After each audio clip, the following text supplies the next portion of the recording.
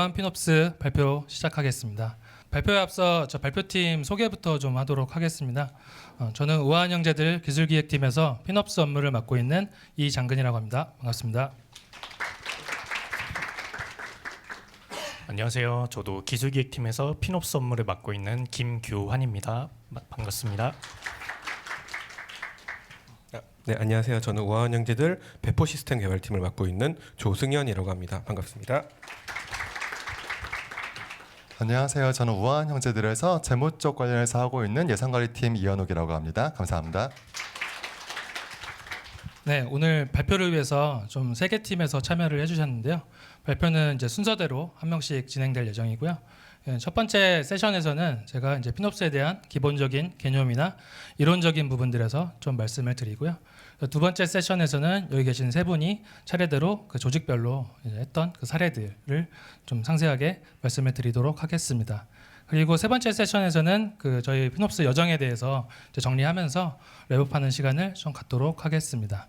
그래서 세 분은 이제 각자 세션에서 다시 뵙도록 하고요. 자리로 이동해 주시면 감사하겠습니다. 첫 번째 세션은 이제 피놉스에 대해 전반적으로 좀 이해하기 위해서 좀 알아야 될 것들, 필수로 좀 알아두셨으면 하는 것들 위주로만 좀 정리를 했고요.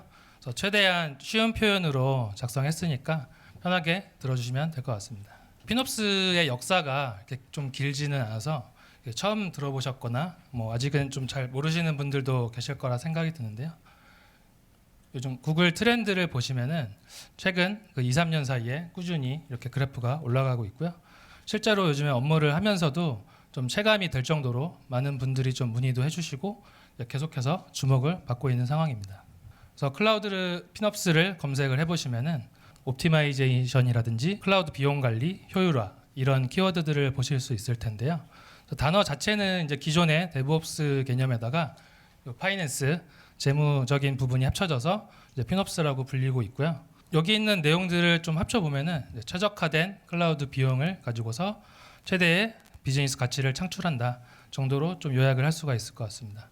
간혹 그 피놉스를 비용 절감에만 좀 포커스를 두고서 봐주시는 분들도 계시는데요.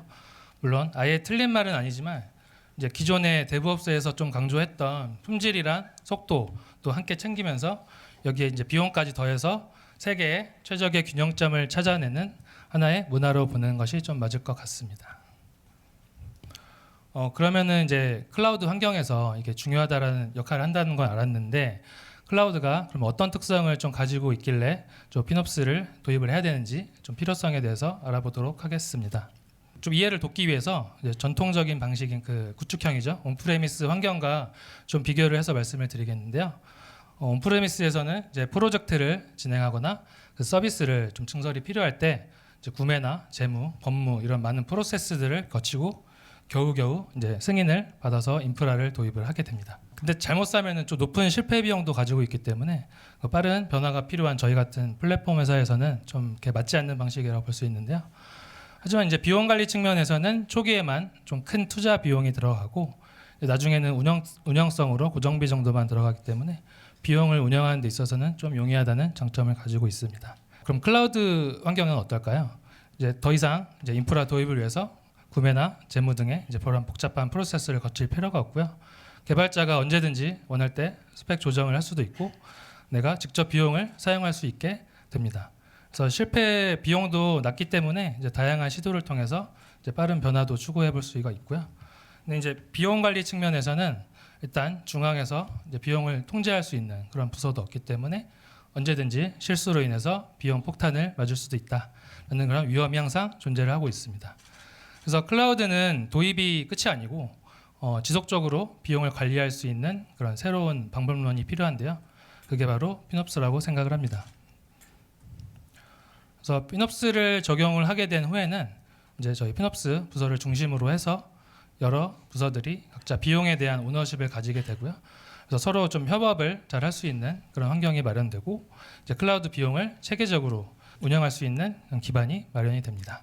그래서 비로소 클라우드를 클라우드답게 잘 쓸 수 있는 환경이 구축된다라고 볼 수 있습니다. 그러면은 이제 배미는 우리 회사는 얼마나 많은 클라우드를 쓰고 있는지 피놉스를 꼭 도입해야 할 정도인가 이게 궁금했는데요. 그래서 자료를 좀 찾아보니까 이런 AWS CTO님의 이제 인터뷰 영상을 찾을 수가 있었는데요. 저희는 이미 3년 전에 이제 클라우드로 모든 서비스를 이전하고 했고 현재도 주요 서비스들은 모두 클라우드에서 운영하고 있습니다. 그래서 피놉스는 선택이 아니고 저희는 필수라고 확신을 할 수가 있었습니다. 그러면 이제 실제로 업무 수행을 하기 위한 도구는 어떤 것들이 있는지 살펴보도록 하겠습니다. 저희는 피놉스 파운데이션이라는 그 기관에서 정리를 한 프레임워크와 라이프 사이클들을 좀 차용해서 우리 회사에 맞게끔 커스터마이징해서 운영 중에 있습니다. 피놉스 라이프 사이클은 이렇게 세 단계로 나눠지는데요. 각 단계별로 주요 내용들을 살펴보도록 하겠습니다. 정보 제공 단계에서는 이제 누가 어디서 비용을 얼마나 쓰고 있는지 이렇게 확인하는 비용 시각화에 대해서 좀 집중을 하게 되는데요. 비용 식별을 위해서 태깅하고 비즈니스 지표에 매핑을 하고 비용 관리 툴 등을 활용해서 비용을 모니터링하면서 이제 이상 비용 등을 탐지하는 업무를 수행합니다. 다음 최적화 단계인데요. 저희는 클라우드 비용을 이제 사용량과 단가의 곱으로 정의를 좀 했고요. 보통 비용 최적화는 사용량 최적화 위주로 생각을 많이 해주시는데요. 저희는 계약적인 부분에서도 단가 그 최적화를 충분히 많이 성과를 낼 수 있다고 생각을 했습니다. 그래서 사용량 최적화에는 이제 적정 스펙을 유지하는 그 라이사이징이라든지 그다음에 그 최신의 리소스를 활용해서 가장 값싸고 성능 좋은 최신화를 유지를 하는 방법이 있고요. 그리고 사용하지 않는 거는 끄고 사용량 기반으로 내가 쓴 만큼 돈을 내기 위해서 오토 스케일링 등의 방식도 활용을 할 수가 있습니다. 그리고 단가 최적화 부분은 이제 요금 인하나 할인 프로그램 통해서 단가를 낮추는 부분이 있는데요. 이제 뭐 미리 이제 필요한 리소스를 약정을 해서 크게 할인을 받는 부분도 있고 사실 이제 각 서비스별로도 숨어져 있는 그런 좀 프라이빗한 계약들도 있거든요. 그래서 저희는 그런 것도 찾아내면서 할인을 최대한 할 수 있게끔 노력을 하고 있습니다.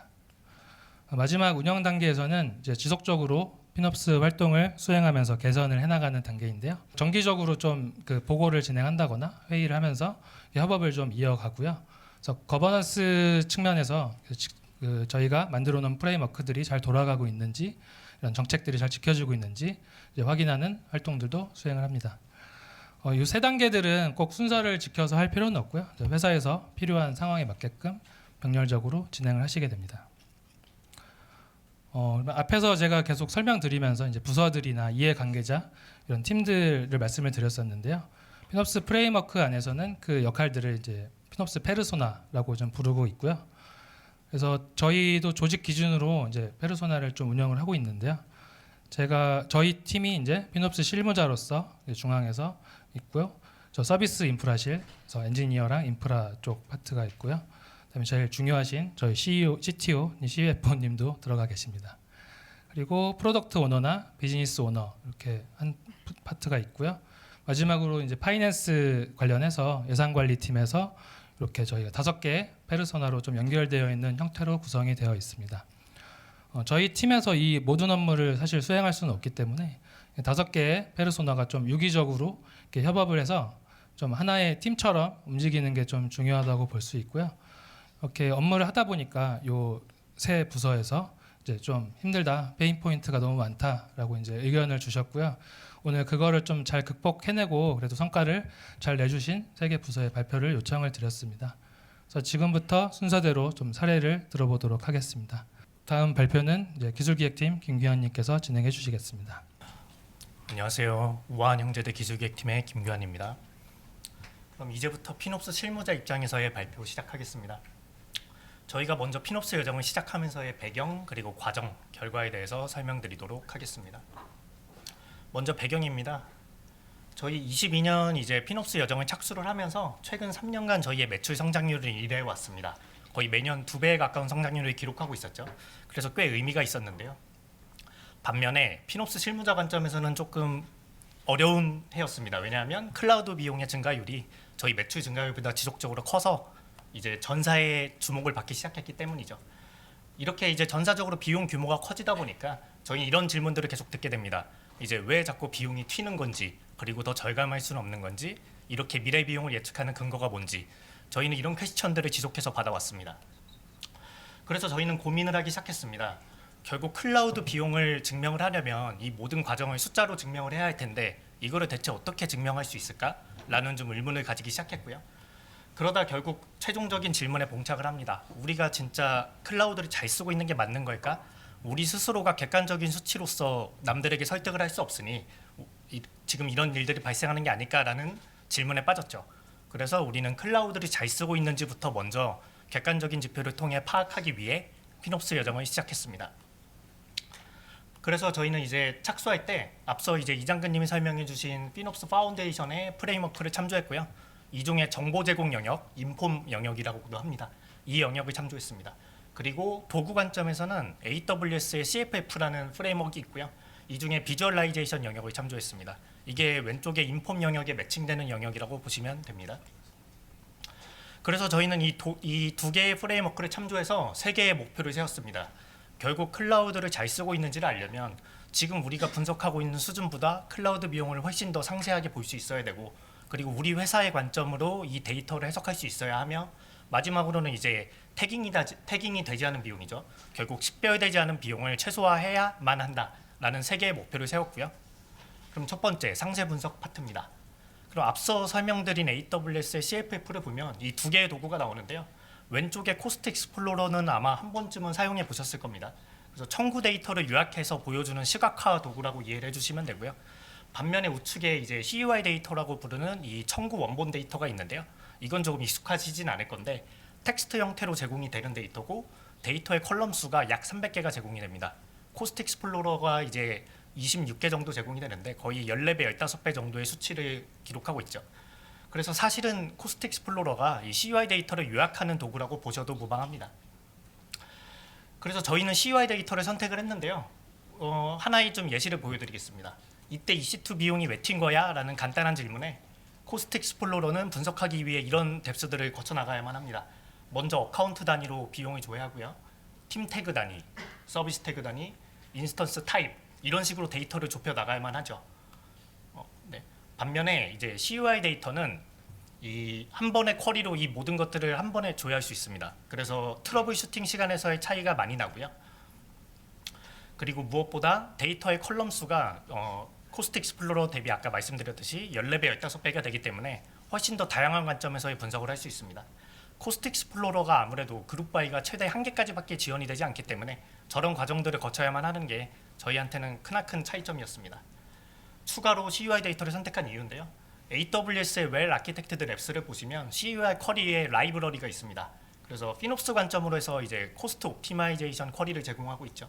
그래서 이 쿼리를 이용하는 것만으로도 저희한테는 큰 자산이 될 수 있을 거라고 판단을 해서 저희는 CUI 데이터를 선택했습니다. 근데 이렇게만 얘기하면 CUI 데이터가 되게 만능 데이터 같은데요. 사실은 CUI 데이터만으로 모든 게 끝나지 않습니다. 아까의 질문으로 돌아가 보면요. 결국 우리는 CUI 데이터 분석을 통해 어떤 시간 동안 어떤 사유로 인해 튀었는지는 답변을 했습니다. 그러나 질문자의 질문은 이렇게 한 번으로 끝나지 않습니다. 딜리버리 태그가 어떤 서비스인지, 이거를 운영하는 팀은 어딘지, 어떤 이유로 튀었는지 등의 질문이 또 들어오죠. 그러면 저희는 CUI 데이터만으로는 답변을 할 수 없습니다. 여기에는 기술적인 데이터밖에 없기 때문이죠. 그래서 두 번째 내용으로 이어집니다. 결국 우리 회사의 관점의 데이터로 이를 해석할 수 있어야 됩니다. 그래서 저희는 CUI 데이터를 기반으로 해서 우리 회사의 CMDB 시스템과 기타 서비스들을 연결을 해서 우리만의 클라우드 비용 데이터를 만들었습니다. CUI 데이터에 있는 AWS 태그를 키값으로요. CMDB에 있는 서비스 구성 정보, 그 다음에 예산, 단위 손익, 매출과 같은 데이터를 가져와서 우리 회사 관점의 데이터로 만들었고요. 이거를 좀 비포 애프터를 간략히 보여드리면, 비포는 이제 배민서치라는 태그를 가진 서비스의 EC2 사용 정보가 나오죠. 근데 애프터 관점으로 보시면 파란색의 데이터가 추가되는 겁니다. 이 데이터들을 조인해서 이제 우리는 어떤 팀에서 어떤 서비스 목적으로 사용하는지를 알 수 있게 됐습니다. 더불어서 조인을 하는 구조로 저희가 바깥으로 뺐기 때문에 이 추가할 수 있는 정보는 무궁무진하게 됩니다. 이렇게 해서 저희는 비즈니스 관점으로도 이제 데이터를 해석할 수 있게 되었습니다. 마지막입니다. 이제 저희는 비용 가시성을 최대한 확보해야만 합니다. 이렇게 8개의 EC2가 있을 때 지금 아래 7개는 태그가 안 달려있죠. 그럼 이거는 피놉스 관점에서 출처를 모르는 비용입니다. 이 뜻은 뭐냐면 이 비용은 잘 쓰고 있는지도 파악할 수가 없고요. 최적화를 하기 위해 어떤 팀에 연락해야 될지도 알 수 없습니다.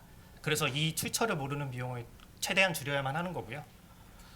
이거를 흔히 이제 태깅 비율로 추적을 하시는데 리소스 관점에서 추적할 수가 있고요. 리소스 관점은 이제 8개 중에 1개가 태그가 됐으니 12.5%라고 해석을 하는 겁니다. 근데 저희는 비용 관점으로 해서 태깅 비율을 해석하고 있고요. 지금 $10,000 중에 $200가 가시화가 됐기 때문에 저희는 태깅 비율을 2%라고 해석을 합니다. 그래서 저희는 피노스 관점의 태깅 전략은 비용이 큰 리소스 순으로 우선순위를 해서 태깅을 하는 전략을 진행하고 있습니다. 지금의 경우에는 5번 인스턴스가 가장 비용이 크기 때문에 바로 다음 태깅의 우선순위가 되겠죠. 그래서 지금 만약에 5, 6번을 태깅을 하면 저희의 비용 가시성은 87%가 되는 겁니다. 최소한의 태깅 공수로 최대한의 태깅 가시화를 마련하는 게 저희의 태깅 전략의 목표입니다. 이거를 만약에 리소스 개수 관점으로만 해석을 하시면 그 태깅하는 공수 대비 효과를 많이 얻으실 수 없기 때문에 이렇게 하시는 것을 추천드립니다. 추가로 이렇게 함에도 불구하고 태그가 달리지 않은 리소스들이 있는데요. 그러면 아래의 세 건의 분석을 포기하는 것은 피노스 관점에서는 최대한 지양해야 된다고 저희는 생각하고 있고요. 그래서 저희는 태그를 후처리라도 하는 방안으로 진행을 하고 있습니다. 아래 세 건을 보시면 사실 태그가 안 달려 있는데 지금 사실 CUI 데이터에는 아까 말한 것처럼 컬럼이 300개가 있습니다. 그래서 이 리소스가 어떤 리소스인지를 추적할 수 있는 힌트가 되게 많다는 것을 뜻하고요. 지금 보면 리소스 구분자에 EC2는 이제 오토스케일링 그룹 네임이 있고 S3는 버킷 네임, IDS는 클러스터 네임 같은 데이터가 있어요.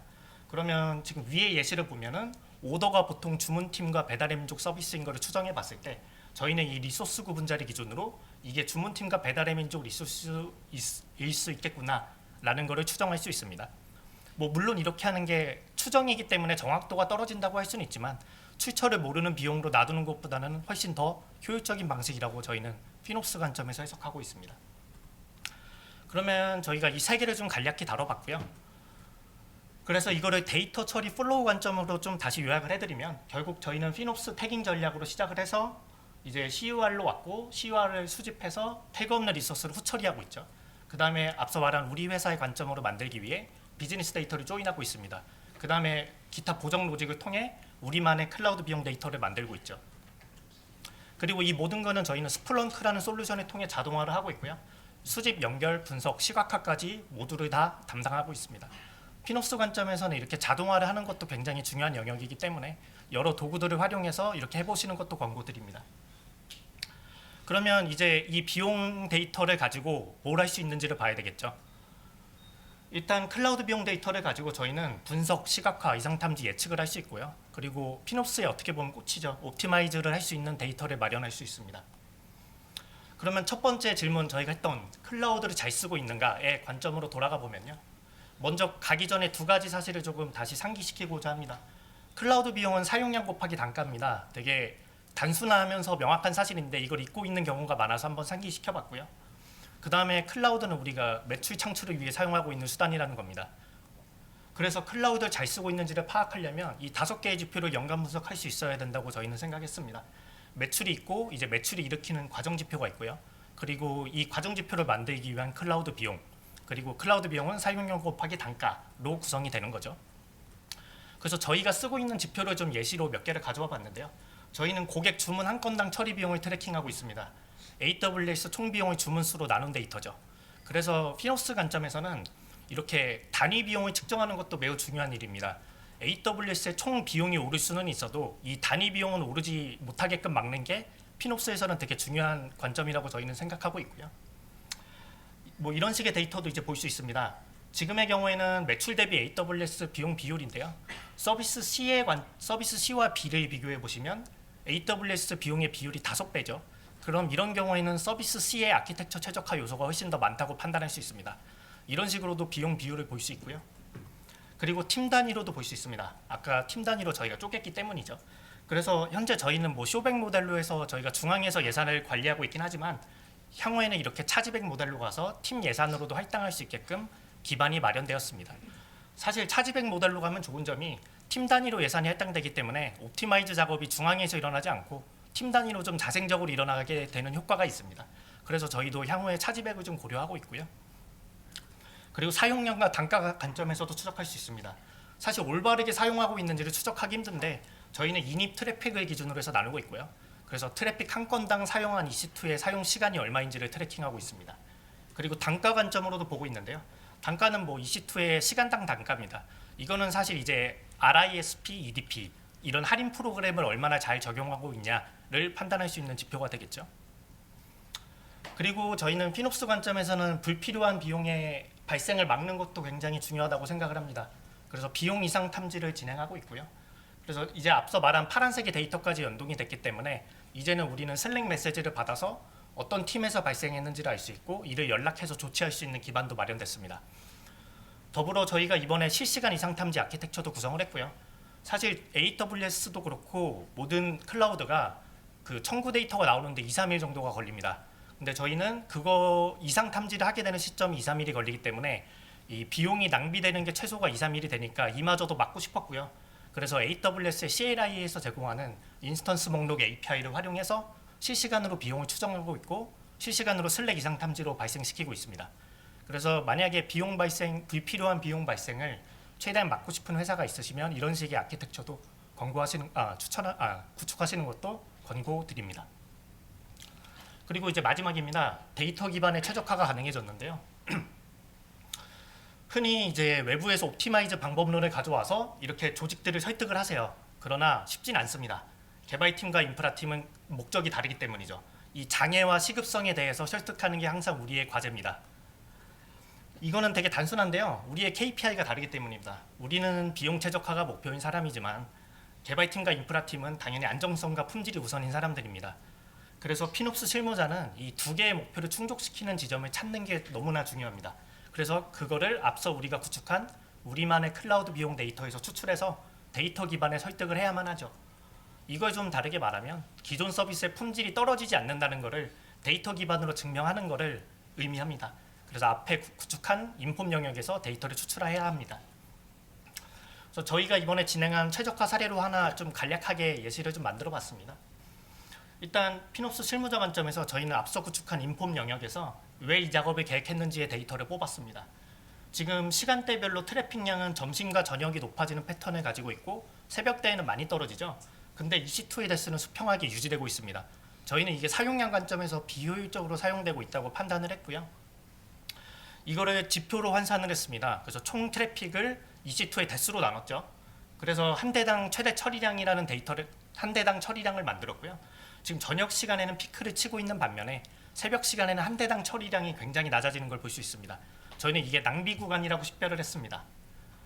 그래서 가설을 세웠죠. 그러면 EC2 한 대당 저렇게 처리할 수 있는데 새벽 시간에 저렇게 낮아지는 거면 이 차이 구간만큼은 EC2 대수를 스케일링 해도 되지 않을까? 라는 가설을 세웠고요. 그래서 그러나 이제 전체 시간을 한 번에 적용하기는 부담스럽기 때문에 개발팀과 운영팀을 좀 안심시켜주는 것도 중요하니 이제 새벽 시간에만 우선 EC2의 대수를 트래픽 양에 비례하게끔 낮추자라고 제안을 했습니다. 이거를 다시 지표 관점으로 보면요. 저녁 시간에 이제 한 대당 처리량만큼 새벽 시간에 한 대당 처리량을 이렇게 올리는 거를 계획으로 짠 거죠. 그리고 투입 공수 최소화도 고려를 했습니다. 어쨌든 개발팀과 운영팀은 아까 앞서 말했듯 안정성과 품질이 우선인 조직입니다. 그래서 그들의 본연의 업무도 당연히 그거죠. 그래서 이 최적화 작업의 투입 공수를 최소화하기 위해 저희는 AWS CLI의 오토 스케일링 그룹의 컴피그를 만드는 API를 발견을 해서 그거를 스크립트화해서 CI/CD에서 일괄 적용하는 방법이 택했습니다. 이렇게 하면 개발팀은 모니터링만 하면 되죠. 그리고 마지막으로 예상 적용 결과까지 공유했습니다. 이것도 앞서 말한 인폼 영역에서 다 추출을 한 거고요. 이렇게까지 추출을 해서 공유하는 것도 피놉스 실무자에서 되게 중요한데요. 수치 기반으로 이렇게 공유를 해줘야 그들이 투입 공수 대비 효과를 판단할 수 있습니다. 그래야 그들이 이제 이 작업을 할지 말지를 의사결정할 수 있게 되는 거죠. 그래서 앞서 말한 그런 서비스 영향 최소화 계획과 함께 이런 예상되는 적용 결과를 뽑는 것도 굉장히 중요한 작업입니다. 그래서 이후에는 이제 작업을 성공적으로 착수했고 결과도 꽤 의미 있는 성과를 만들어냈었습니다. 그래서 간단히 좀 리뷰해 보겠습니다. 결국 각 팀의 KPI는 다르고요. 그래서 이 KPI가 다른 조직과 옵티마이제이션을 진행하기 위해서는 데이터 기반의 설득이 우선입니다. 그러니까 피놉스는 옵티마이즈라고 많이들 외치시지만 결국은 이 설득 작업이 훨씬 더 중요한 일입니다. 이게 조직이 커질수록 해당이 되는 얘기죠. 그리고 이 설득은 아까 앞서 구축한 우리들의 클라우드 비용 데이터에서 뽑을 수 있습니다. 그럼 전체 플로어를 한번 요약해 보겠습니다. CUI 데이터를 기반으로 해서 앞서 말한 데이터 처리 플로우의 4단계를 거쳤고요. 우리의 클라우드 비용 데이터를 만들어서 정보 제공 영역, 인폼 영역을 구축했습니다. 그리고 여기서 추출한 데이터를 기반으로 옵티마이즈를 시작했죠. 이거를 좀 다르게 말하면 앞서 말한 영역에서는 결국 우리의 주제였죠. 클라우드를 잘 쓰고 있는지를 파악하는 영역이 될 거고요. 뒷부분은 이제 클라우드를 잘 쓰고 있는지를 파악해서 지표상의 이상한 부분이 발견되면 그 데이터를 기반으로 해서 설득 작업에 들어가는 게 우리만의 피놉스 플로우라고 할 수 있습니다. 그래서 대부분 이제 피놉스를 얘기하시면 옵티마이즈부터 상상하시는 경우가 많은데, 만약에 피놉스 실무자의 역할로 업무를 수행하시는 조직이라면 이런 식으로 클라우드를 잘 쓰고 있는지부터 먼저 객관적으로 파악을 해보신 후 그다음에 옵티마이즈 단계로 진입하시는 것을 권고드립니다. 특히 회사가 클수록 설득 작업이 저는 굉장히 중요하다고 생각을 하고요. 그래서 인폼 영역의 이 계기로 인폼 영역의 구축에 조금 더 신경을 써서 성공적으로 옵티마이즈까지 마무리해 보셨으면 좋겠습니다. 이상 피놉스 실무자 관점에서의 발표는 마치고요. 저희 배포 시스템 개발팀 조승현님께서 클라우드 최적화 피놉스 활동 설명드리겠습니다. 네, 안녕하세요. 저는 배포 시스템 개발팀의 조승현이고요. 저희 팀은 이제 서비스 인프라실에 속해 있는데, 그 인프라실 입장에서 인프라 운영에 있어서 클라우드 최적화 그 피놉스 활동이 어떤 게 있었는지 말씀드리겠습니다. 네, 그래서 저는 좀 사례 몇 가지를 들어서 말씀을 드릴 거고요. 이 사례 외에도 여러 가지 이제 최적화를 위한 노력들이 있었는데, 그런 거에 관해서 간단히 말씀드리고, 또 이거를 실제 실행할 때 어떤 일들이 필요한지 그런 것들을 말씀드리겠습니다. 그래서 이제 저희는 배달 비즈니스를 하기 때문에 이제 배달 비즈니스의 어려운 점을 말씀을 드리자면은 트래픽이 항상 특정 시간대에 몰린다는 게 좀 어려운 점이에요. 그리고 그 특정 시간대는 항상 식사 시간이기 마련인데, 식사 시간에 장애가 나게 되면은, 예를 들어서 뭐 커머스가 장애가 났다 그러면은 뭐 쇼핑을 뭐 3시간 장애가 났다고 할 때 쇼핑을 3시간 늦게 해도 사실 크게 상관은 없는데, 식사 시간이 3시간 늦어지는 거는 너무 치명적이죠. 그렇기 때문에 저희는 이제 장애 관리를 하고 장애를 빠르게 복구하고 그런 것들이 다른 커머스 대비해서 굉장히 중요하게 되고요.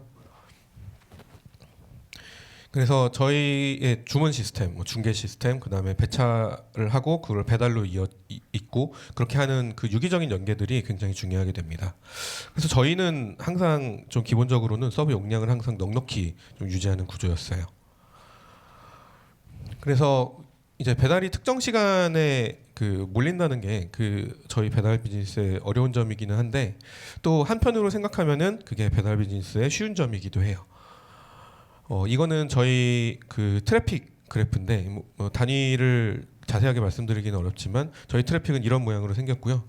여기 보시면은 이제 그 두 가지 그 봉우리가 존재하죠. 하나의 낮은 봉우리는 이제 점심 시간이고요. 하나의 그 높은 봉우리는 저녁 시간이에요. 그리고 이거는 일주일 동안의 트래픽인데, 보시면은 저 일요일의 그래프는 조금 더 높게 나타나고, 보통 주말에 이제 배달들을 많이 시켜 드시죠. 그리고 월요일의 트래픽은 가장 일주일 중에는 가장 낮은 편이에요. 이런 식으로 이게 거의 뭐 예를 들어서 뭐 중요한 축구 경기가 있다 이런 게 아닌 한 거의 변하지는 않거든요. 그렇기 때문에 저희는 어느 정도 트래픽을 예측 가능하다는 장점이 있습니다. 그래서 저희는 그거를 통해서 일단 비용 절감 작업으로 새벽 시간 스케일링을 계획을 했었어요. 그래서 이제 1년에 그 서버 군들이 있을 텐데, 각 마이크로 서비스마다 거기에 저희는 미니멈, 맥시멈, 이제 디자이어드 이런 조정 규칙이 있어요. 그래서 미니멈은 그 서버 군이 최소한으로 가져야 될 서버의 대수고, 맥시멈은 그 서버 군이 최대로 가질 수 있는 서버의 개수, 그리고 지금 우리가 원하는 서버의 대수, 이 세 가지를 가지고 이제 스케일을 조정을 하게 되는데, 저희는 이제 적절한 메트릭이라면은 뭐 가장 뭐 쉽게는 CPU도 있을 것이고, 혹은 어떤 워커의 경우에는 메시지 큐에 얼마나 그 큐의 메시지가 잘 소화 못 되고 있느냐, 뭐 이런 것도 메트릭의 하나가 될 수가 있겠죠. 그래서 그거를 기반으로 저희는 디자이어드 그 수치를 계속 수시로 조정을 하게 되고요. 그래서 이게 파란색 그래프가 디자이어드의 그래프인데, 이제 줄일 때는 단계적으로 아주 천천히 줄이게 되고, 그 다음에 늘릴 때는 이 파란색이 주황색이랑 겹쳐졌는데, 주황색은 미니멈이고요. 이 미니멈 그래프랑 파란색 그래프가 거의 겹쳐지는 상태에서 급격하게 서버의 대수를 늘리게 돼요. 왜냐하면 저희가 이런 식으로 준비하는 이유는 주문이 몰릴 때 그때부터 서버 증설을 시작하면은 이미 늦거든요. 그렇기 때문에 저희는 그 트래픽을 예측을 해서 미리 늘려놓는 것이 중요하다고 저희는 판단하고 있습니다. 그래서 저희는 새벽 시간 같은 경우에는 서버 로드가 당연히 줄어드니까 대수가 천천히 감소하게 되고요. 그다음에 아침 시간에는 아침 뭐 7시, 8시, 9시 그 사이에 먼저 대수를 늘려서 트래픽을 받을 준비를 하게 되고요. 이런 식으로 뭐 조금 아까 규환님이 말씀해 주셨듯이 그런 트래픽 추이를 바탕으로 저희가 몇 대가 적절하겠다라는 의사결정을 하고 있습니다. 그래서 이거는 이제 저희 EC2 인스턴스의 대수인데요. 작업 전에는 저희가 6월쯤에 이런 작업을 했는데 작업 전에는 거의 뭐 하루에도 변동이 없는 상태에서 이제 새벽에 서비스를 점점 내리고 그 다음에 아침에 다시 올리고 이런 식의 그래프를 만들 수가 있었고요. 저희 1차 작업 이후에 이렇게 됐고 최종 작업 이후에는 이렇게 점점 더 유연한 운영을 가능하게 했습니다. 또 하나의 사례를 말씀을 드리자면은 저희가 스팟 인스턴스를 활용하는 부분이 있었는데요. 스팟 인스턴스를 간략히 말씀드리자면은 뭐 어떤 좀 AWS 그 남는 물리적 그 서버를 이제 기간 한정으로 세일을 해서 약간 땡처리 같이 그렇게 운영하는 게 스팟 인스턴스입니다. 그래서 이거는 언제든지 이제 AWS가 도로 회수해 갈 수가 있고요. 그렇기 때문에 저희가 중단율 관리를 필요로 하게 되고 또 방대한 테스트를 하고 있는데 뭐 예를 들어서 정말 큰 E2E 테스트를 하고 있는데 그때 갑자기 스팟 인스턴스가 회수된다. 이러면 굉장히 곤란할 수가 있거든요. 그래서 스팟 인스턴스 중단율 관리를 하기 위해서 저희가 알아봤는데 일단 AWS가 공개하고 있는 자료가 있어요. 어떤 유형의 인스턴스는 뭐 이 정도 확률로 중단이 된다라는 게 있는데 저희가 실제 운영을 할 때도 그렇고 이게 뭐 리전 안에도 여러 가지 어베일러빌리티 존이 있잖아요. 그 AZ 사이에서 또 중단 빈도가 항상 바뀌기 때문에 부정확하다고 저희는 봤었고 그래서 저희는 항상 이제 실시간 중단율을 계속 자체적으로 추적하고 있습니다. 그래서 어떤 인스턴스 회수 경고가 언제 날라오느냐 그리고 실제로 회수되는 비율이 얼마있냐를 항상 자체적으로 추적을 하고 있고요. 그거를 통해서 저희는 또 스팟 인스턴스를 도입을 했습니다. 그래서 저희가 4월에는 스팟 인스턴스를 적극적으로 사용하지 않았었고요. 이제 보라색이 온디맨드 인스턴스들인데 스팟 인스턴스 비율이 계속해서 5, 6, 7, 8, 9, 10월 지나가면서 점점 늘어난 것을 보실 수가 있습니다. 그래서 이제 저희 팀이 속한 서비스 인프라실이 그런 여러 가지 일들을 하고 있는데요. 비용 감축에 있어서는 뭐 스토리지 관련해서 작업을 한다던가 또 방금 말씀드렸듯이 EC2를 감축한다든지 또 스팟 인스턴스를 도입을 하고 또 여러 가지 그 옛날 기술 스택들을 페이드아웃하고 표준화하는 작업들로 또 효율화를 계속 진행하고 있고요.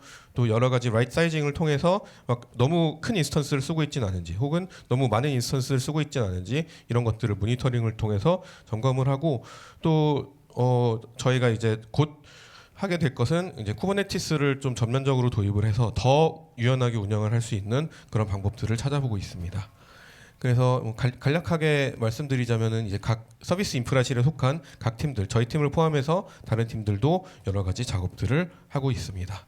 그래서 이렇게 이제 작업을 하는 과정에서 좀 이해관계자들은 뭐 피놉스 방금 규환님 같은 피놉스 담당자도 계실 거고 그 다음에 실제 서비스를 개발하시는 개발팀도 계실 거고 또 저희 같은 인프라 담당하는 팀들이 있을 건데 피놉스와 개발팀 사이에서는 이제 아까 말씀드렸듯이 좀 구체적인 플랜을 설득하는 그런 과정들이 필요하고요. 또 실제로 어떻게 실행할 것인가를 피놉스 담당자와 저희 인프라실이 긴밀하게 논의하는 것도 필요할 것이고 또 개발팀과 인프라실 사이에서 이렇게 해도 서버가 죽지 않는다. 그리고 좀 잘 운영할 수 있다라는 안심을 잘 시키려는 노력 이런 것들이 중요하다고 생각이 됩니다. 그래서 저는 이 정도로 말씀을 드릴 수 있을 것 같고요. 이번에는 예산 관점에서 재무 관점에서 현웅님이 말씀해 주실 겁니다. 네, 안녕하세요. 피놉스 관련하여 재무적 발표를 맡게 된 우한영재대 예산관리팀 이현욱입니다. 발표 순서는 다음과 같이 진행될 예정입니다. 우선 현재 저희가 살아가고 있는 수익성의 시대를 말하며 왜 이것이 피놉스로 이어지는지 말씀드리겠습니다. 그 다음으로는 피놉스 관련하여 재무 쪽에서 해온 노력에 대해 말씀드리겠습니다. 그럼 이제 시작해 볼까요? 수익성의 시대. 최근 몇 달간 뉴스를 보면은 수익성이라는 단어가 참 많이 보이죠?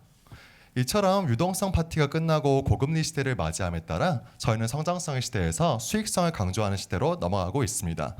기존에는 사용자를 확보, 그 다음에 시장 점유율 확대, 성장성 증명 이게 되면은 내일의 수익은 자연스럽게 뒤따라온다고 생각했죠. 아마존이 이를 증명해 보였으며 한국에서는 쿠팡의 그 대표적인 성공 사례라고 할 수 있을 것 같습니다. 하지만 이제는 그 전략에 수정이 필요합니다. 수익성을 증명해야 하는 시대이며 기업 가치, 즉 주가 또한 이에 연동하여 민감하게 반응하고 있죠. 이에 맞추어 우한 형제들은 다음과 같이 전환했습니다. 화면의 그래프는 우한 형제들의 연도별 매출 그리고 영업이익을 나타냅니다. 이 중에서 중요한 것은 21년과 22년인데요. 노란색으로 표시된 영업이익을 보면은 21년 약 마이너스 800억에서 22년 약 플러스 4,200억 원으로 거의 5천억 원의 증가를 하며 흑자 전환한 것을 볼 수 있습니다. 더불어 위드 코로나 시대를 맞이하여 외식이 증가했고 고금리 시대에 소비자 구매력이 떨어졌음에도 불구하고 매출 또한 2조에서 3조로 거의 50%가 증가한 것을 보면 우한 형제들은 성장성과 수익성을 모두 잡는 것에 성공했다고 볼 수 있겠죠. 얼핏 보기에는 하던 것 그대로만 하면 될 것 같은 똑같은 미래가 예상됩니다. 하지만 우한 형제들은 여전히 여러 리스크가 존재하는데요. 크게 세 가지로 나누어 보았습니다.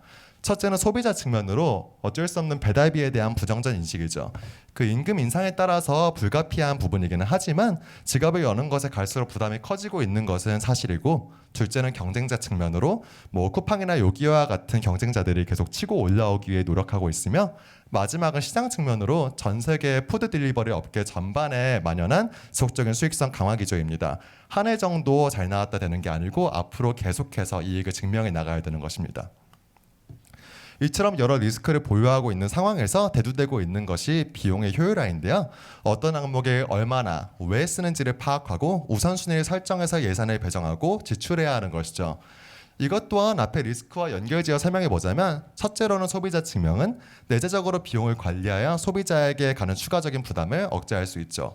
둘째로는 경쟁자 측면에서는 경쟁자에게 계속해서 대응에 해당할 수 있는 추가적인 재원을 확보할 수 있는 것이고, 마지막으로는 비용의 효율화를 통한 영업이익 상승 및 이를 통한 기업 가치, 즉 주가를 제고할 수 있습니다. 그렇다면 이제 비용의 효율화 관련하여 왜 피놉스가 나오게 된 것인지 얘기를 해봐야겠죠. 여기 계신 분들 모두 아시겠지만 비용은 단순히 적게 쓴다고 좋은 게 아닙니다. 성장을 위해서 필요한 투자도 있으며 그에 따라 어떤 비용을 어떻게 얼마나 쓰는지가 중요한 것이죠. 그래서 우리가 쓰는 비용이 적정한 금액인지, 그리고 이렇게 사용해도 괜찮은 것인지에 대한 판단이 필요합니다. 여기에서 클라우드 비용 관리의 중요성이 나왔는데요. 우한 형제들 경우 IT 서비스 기업으로 클라우드 비용의 비중이 매우 큽니다. 작년 기준 저희 회사 전체 IT 비용의 50%를 넘게 차지하고 있죠. 근데 재무 입장에서는 해당 부분에 대해 미지수인 부분이 너무 많습니다. 우선 서버 구매랑 다르게 사전 통제가 어렵고, 그에 따라 비용 예측이 안 되어 이를 통해 수립되는 예산의 타당성 파악도 어려우며, 마지막으로 기술적 이슈가 많기 때문에 사후적인 분석도 재무에선 어렵습니다. 이러한 측면으로 인해 월별 비용이 급증, 급락하는 등 재무 쪽에서의 관리상 애로사항이 존재했습니다. 그렇다면 이제 재무회사의 노력에 대해 알아볼 텐데요. 저희는 이 지난 1년간 여기 표와 같은 그래프와 같은 노력을 해왔습니다. 화면은 재무에서 클라우드 비용, 그 중에서도 99%를 차지하는 AWS 비용의 체계와 효율화를 하기 위해 해온 노력인데요. 간단하게 말씀드리자면은 작년 11월경에 갑작스럽게 평월 대비 2배 가까운 비용이 청구되어 이슈가 발생했으며, 그 다음부터 이제 IT 조직과 협업하면서 지난 1년간 체계와 효율화를 위한 노력을 이렇게 여러 가지 단계를 거치면서 해왔고요. 이거를 이제 세부적으로 하나씩 들어가 보도록 하겠습니다. 첫째는 구성 항목별 회계인식 기준 확정 및 월별 비용 안정화입니다. AWS의 비용은 한 번에 보기에는 뭉쳐진 총액으로 보이기 때문에 파이낸스 쪽에서는 이에 대한 감을 잡는 게 어려웠습니다. EC2 이런 것들에 대해서 저희 개발 조직이 아닌 쪽에서는 이게 무슨 말인지 사실 알기가 어렵죠. 그에 따라서 기술기획팀과 논의해서 세부적으로 쪼개진 수십 개의 항목을 저희가 좀 알 수 있는 커다란 4가지 항목으로 나누어 보았는데요. 그게 여기 서 있는 실제 사용량과 관계된 유시지, 추가 부대 비용 성격들로 구분할 수 있는 ES, 엔터프라이즈 서포트랑 마켓플레이스, 그리고 마지막으로 청구 할인 성격인 크레딧, 이런 식으로 구분했습니다. 아무래도 회사마다 이건 어느 정도 다를 수 있다 판단되기 때문에 그에 따라 맞게 설정하시면 좋을 것 같고요. 그 결과 재무에서 AWS 전체 비용을 이렇게 쪼개서 볼 수 있게 돼서 직관성이 상승했고, 항목별 비용이 튀는 항목들에 대한 초과, 과소 청구분도 확인 가능하게 되었습니다. 그를 통해 결과적으로 손익 안정화까지 이루어냈는데요. 이는 화면의 그래프에서 명확하게 확인이 가능합니다. 이것은 작년 말부터 현재까지의 그 AWS 월별 계획과 실적의 차이입니다. 작년 말 대비, 이제 왼쪽에 있는 작년 말 부분이죠. 그 계획 실적 차익이 현격하게 줄어들고 있는 것을 보실 수 있을 텐데요. 물론 이용자 수나 환율 변동 등으로 인해서 통제 불가한 것들로 인해 일정 수준의 차이가 계속 나오는 건 어쩔 수 없지만 이렇게 작년 말과 같은 큰 폭의 차이는 방지할 수 있으며 예측 가능한 수준으로 통제되는 것이 확인됩니다. 둘째는 지속적인 트래킹을 통한 실적 예측 정교함의 차이 분석 강화인데요. 현재 재무 쪽은 AWS 관련해서 실시간 실적 파악, 추정 강화, 차이 분석 등을 통해서 비용 관리 및 추가 절감 포인트를 발굴을 하고 있습니다. 우선 현황 파악으로는 월별 추정 강화, 그리고 비용 일별 트래킹, 그리고 매월 인보이스 세부 점검 등이 있는데요. 이를 통해서 일별로 비용을 확인 가능하고 월별 예상 비용을 지속적으로 예측한 다음에 실제 회계 정산될 때도 이게 제대로 들어온 비용에 맞는지 확인을 합니다. 아무래도 매번 점검하면서 시간이 좀 더 소요되긴 하지만 그래도 당월 비용의 정확성을 지속적으로 끌어올리고 있습니다. 이 결과로 이제 발생한 실적과 계획 추정 분석을 통해서 여기 차이에서 발생한 오류를 잡아나가고 있는데요. 이렇게 차이가 나는 항목은 통제 가능 차이와 불가능한 차이로 구분하여 통제 가능한 부분에 집중을 하고 있습니다. 아까 말씀드린 환율이나 이용량 등으로 인한 차이는 통제 불가하다고 하고 이를 제거한 그 외 차이에만 이제 통제 가능 차이로 보고 이를 계속 조정해 나가는 것이죠. 이는 크게 두 가지 예시가 있을 텐데요.